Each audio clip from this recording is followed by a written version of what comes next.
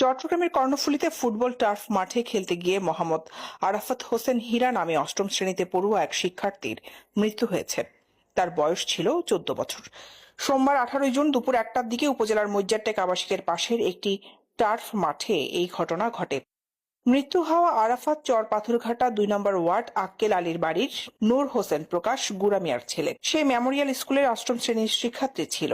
পরিবারের 3 ভাই বোনের মধ্যে আরাফাত সবার ছোট। প্রত্যক্ষদর্শী ও স্থানীয়রা জানান, দুপুরে আরাফাতের বড় ভাই মুরাদ সহ তার বন্ধুরা মিলে মজ্জারটেক আবাসিকের বিপরীতে কৃত্রিমভাবে তৈরি টার্ফ কোর্টে খেলতে গিয়েছিল। ওই টার্ফ কোর্টে ছোটদের ও বড়দের খেলার জন্য আলাদা ফুটবল গোলপোস্ট বার রয়েছে। আরাফাত খেলার এক ফাঁকে বড়দের বারে ঝুলে ব্যায়াম করছিল।